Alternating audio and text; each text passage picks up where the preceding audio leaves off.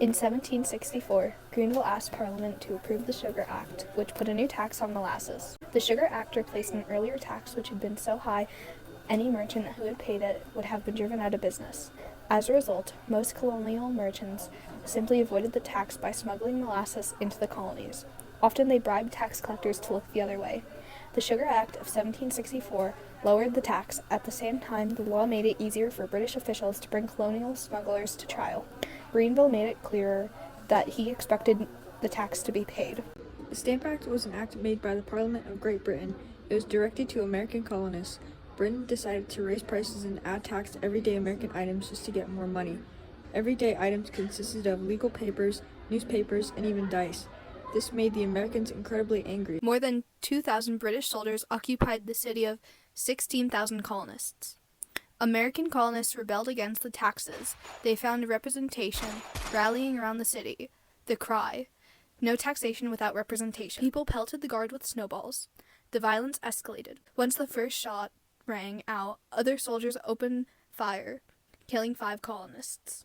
Since the 1720s, Parliament had given the British East India Company exclusive rights to sell tea to the American colonies. To maintain its authority over the colonies, Parliament had kept a tax on tea when repealing the Townshend Acts. The tax was a small one, but colonists resented it. As a result, many colonists refused to buy British tea. In the 1770s, the British East India Company found itself deep in financial trouble. As a result, more than 50 million pounds of tea sat unsold in British warehouses. Parliament tried to help by passing the Tea Act of 1773. The act let the company bypass colonial tea merchants and sell directly to colonists. The Tea Act also gave the British East India Company a rebate on tea taxes. Although colonists would still have to pay the tea tax, they would not have to pay the higher price charged by colonial tea merchants.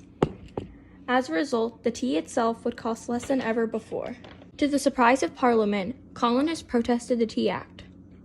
Many colonists were opposed to British mercantilist policies that were supposed to generate wealth for England by taxing the colonies. American merchants were especially angry because they had been cut out of the tea trade. They believed that allowing the British East India Company to sell tea to Americans violated their right to conduct free enterprise. Colonists responded to the new law with a boycott. The Boston Tea Party was a political protest conducted by angry colonists. They were tired of Britain forcing taxes upon them. The iconic quote, "Taxation without representation," are one of the most famous and well-known sayings that were used in the protest. In retaliation, they boycotted anything from Britain. They proceeded to dump 342 crates of tea into the ocean, specifically into the Boston Harbor. The Boston Tea Party resulted in the Intolerable Acts.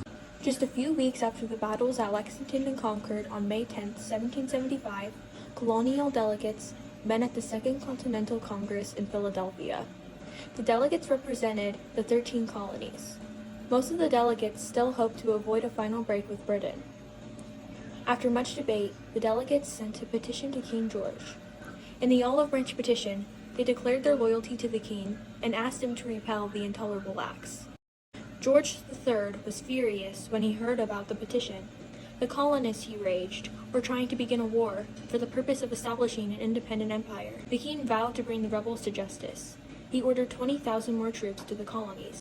The Battle of Bunker Hill happened June 17, 1775 in Massachusetts. The British defeated Americans. Most fighting happened on nearby Breed's Hill. And Brigadier General Robert Pickett, they landed on the Charleston Peninsula, then marched to Breed's Hill. When the British went into columns against the Americans, Prescott told his men, "Don't fire until you see the whites of their eyes." The Americans threw the British into retreat. After reforming their lines, the British attacked again. Then redcoats went up the hill for a third time. They engaged the Americans in hand-to-hand combat. The outnumbered Americans were forced to retreat.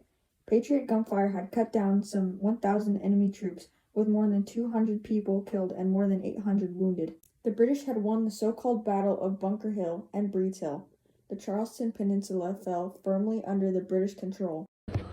The Declaration of Independence is the first formal statement by a nation's people asserting their right to choose their own government. The cause of the Declaration of Independence was because of conflict between American colonists and British soldiers, and it began in April 1775. The Continental Congress were faced with a vote on the issue.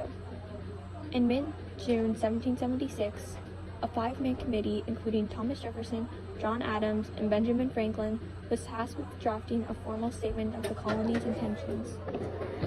Congress formally adopted the Declaration of Independence, written largely by Jefferson in Philadelphia on July 4th. Now it's celebrated as the birth of American independence.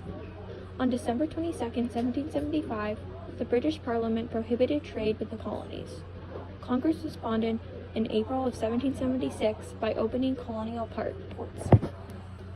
This was a major step towards severing ties with Britain.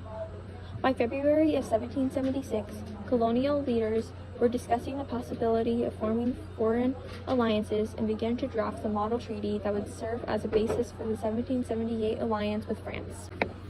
Leaders for the cause of the Declaration of Independence wanted to make certain that they had sufficient congressional support before they would bring the issue to vote. On June 7, 1776, Richard Henry Lee introduced a motion in Congress to declare independence. Other members of Congress were amendable, but though some colonies were not quite ready. Congress did form a committee to draft a Declaration of Independence and assigned this duty to Thomas Jefferson. Most Americans didn't know Thomas Jefferson was the principal author of the Declaration of Independence until the 1790s.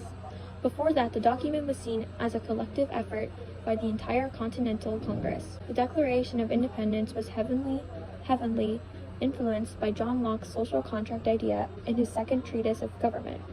The Battle of Yorktown was an extremely important battle. This was the battle where the Americans managed to trap and capture the British soldiers and force them to surrender. This led to the end of the Revolutionary War. During the Battle of Yorktown, George Washington led the American Continental Army, while General Lord Charles Cornwallis led the British soldiers. The Treaty of Paris of 1783 formally ended the American Revolutionary War. American statesmen Benjamin Franklin, John Adams, and John Jay negotiated the peace treaty with representatives of King George III of Great Britain. The British Crown formally recognized American independence and claimed most of its territory east of the Mississippi River to the United States, doubling the size of the new nation, paving the way for westward expansion. In the fall of 1781, American and British troops fought the last major battle of the American Revolutionary War in Yorktown, Virginia. A combined American and French force, led by George Washington and French General Comte de Rochambeau, completely surrounded and captured British General Charles Cornwallis and about 9,000 British troops during the siege of Yorktown. England agreed to bring peace negotiations with the Americans to end the Revolutionary War. The Treaty of Paris was finalized on September 3, 1784, and it was signed. It was signed or ratified by the Continental Congress on January 14, 1784.